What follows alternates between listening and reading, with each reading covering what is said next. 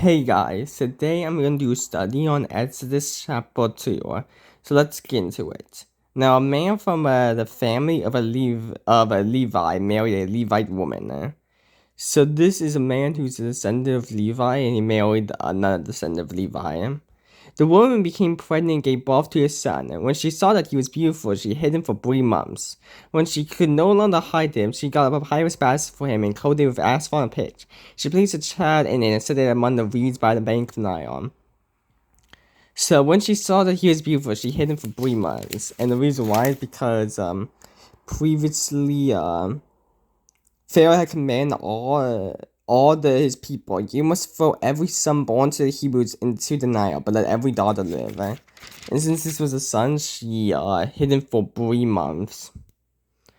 But now she can no longer hide him, so she made a basket for him so that he could he can be put onto the Nile, but be safe. Then his sister stood at a distance all to see what would happen to him.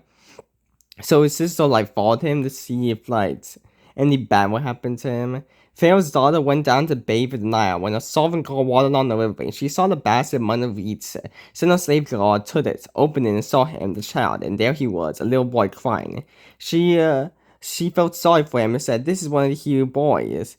Then his sister said to Pharaoh's daughter, "Should I go and call a Hebrew woman who's nursing to nurse the boy for you?"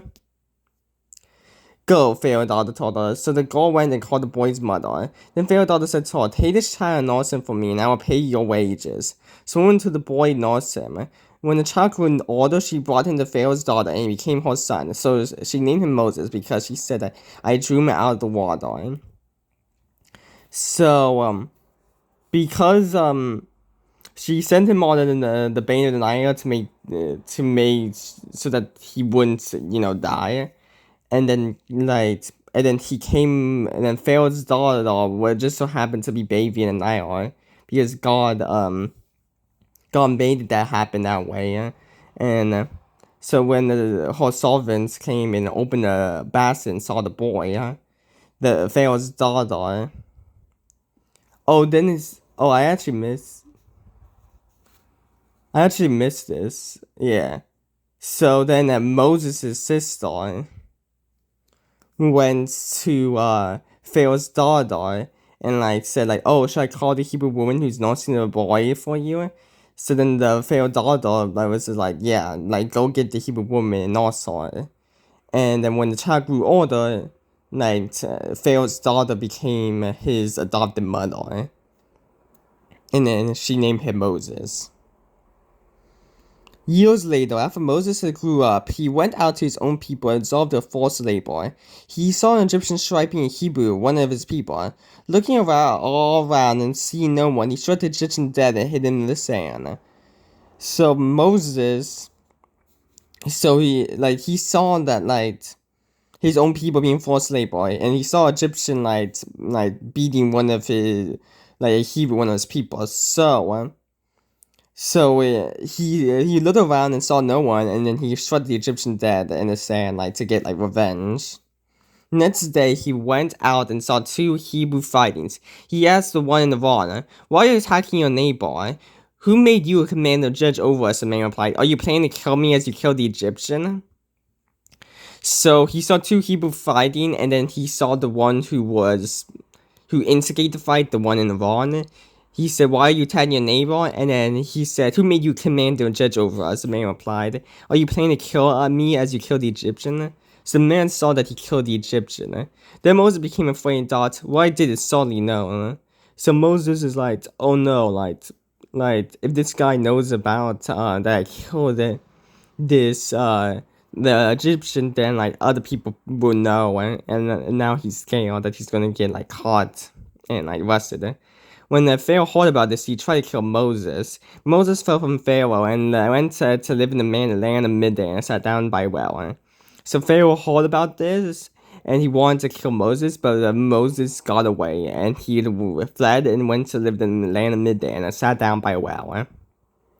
Now the priest of Midian had 7 daughters. They came to draw water and fill the troughs to fill the father's floods. Then some shepherds arrived and drove them away. But Moses came to the rescue and watered the floods. When he turned to the father, well, he asked, "Why have you come back so quickly?" They answered, so yeah. Now the priest of Midian had 7 daughters. They came to draw water and fill the troughs to fill the forest flood. Then some shepherds arrived and drove them away. But Moses came to rescue and water the flood. So some shepherds arrived and scared and drove the Midian 7 daughters. Moses came and rescued and watered the flood. When he told the father of Ariel, he asked, "Why have you come back so quickly today?" They answered, "An Egyptian rescued us from the shepherds. He drew water for us and watered the flood." "So where is he?" asked his daughters. Why then did you leave the man behind and invite him to eat dinner?" Moses agreed to stay with the man, and he gave his daughter Zipporah to Moses in marriage. So Moses saved